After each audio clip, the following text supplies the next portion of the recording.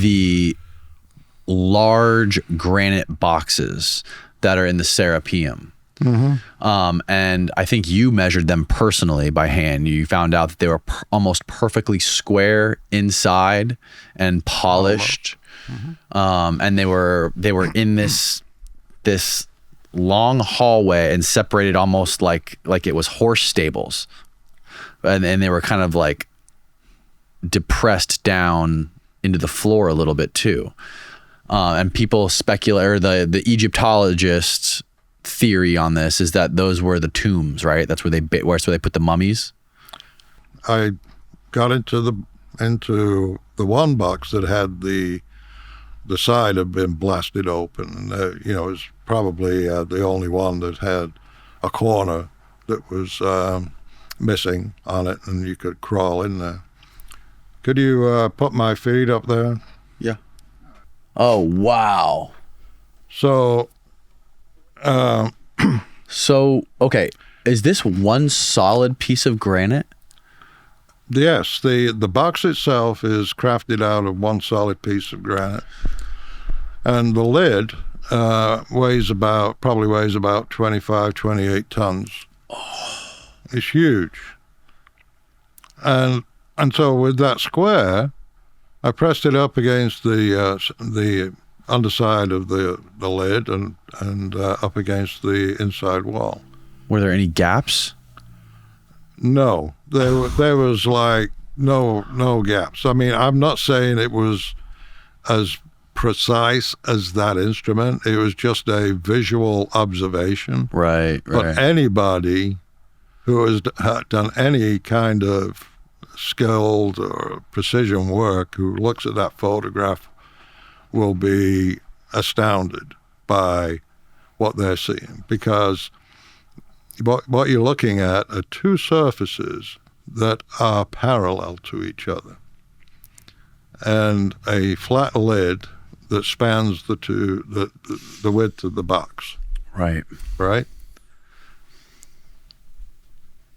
So what caused the corner to break off like that, I wonder? I think they dynamited it or something like that. Yeah. But, the things that are missing from the archaeological record is, it's not just the means to do the cutting and hollowing out of the box, but also the means to inspect it and measure it to within that kind of level of precision. Even though it may not be perfect, and it may not be perfect throughout, I do put a qualifier in my book that the entire surface needs to be scanned and analyzed completely. Now, Ahmed Adley, who is an Egyptian engineer, went into the Serapeum to check me out, and he measured the one box. He was using a digital or a laser distance measure, and then a digital square. I'm not a big fan of digital squares because of the electronics. They tend to drift, and you have to be able to calibrate them. And generally, you would use a square like that to calibrate a digital square. Do you have any wild ideas to what the purpose of these boxes were? Oh, yeah. It's in my book. Let's hear it. It's wild, too wild. I love wild. The wilder, the better, Chris. No, I'm not finished here yet. Okay, let's keep going. Let's keep going. Okay. So I think overall my time spent in there was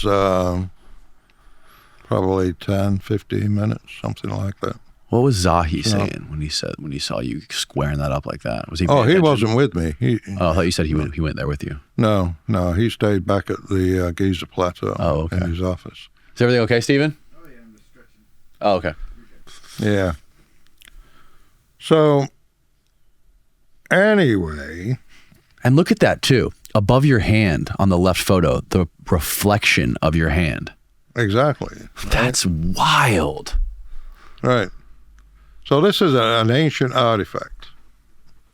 How would we recreate this? Did you talk to any of these big granite manufacturers and ask them their thoughts on this thing?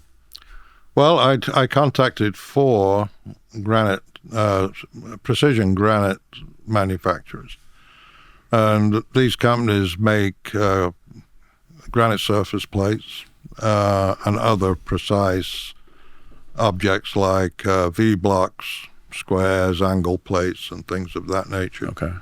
Also, machine beds for a variety of machine tools,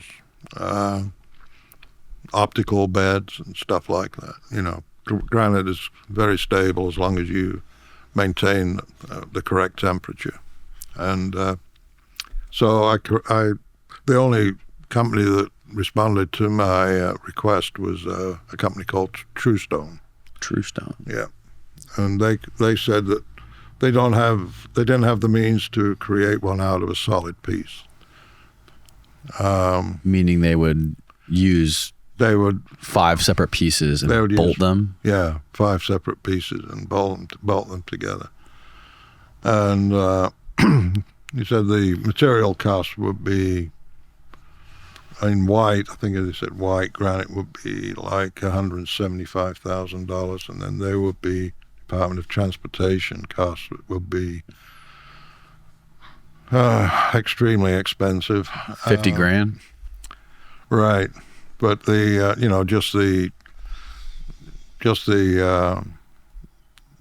fact that they would not make it out of a solid piece, because if you go to start making these out of solid pieces, then the time for material removal increases, and the difficulties, like even the corners, you're looking at a very, very small radius. It's about 5/32 of an inch radius in the corners. And so there's a lot of consideration when you're looking at a piece like that. But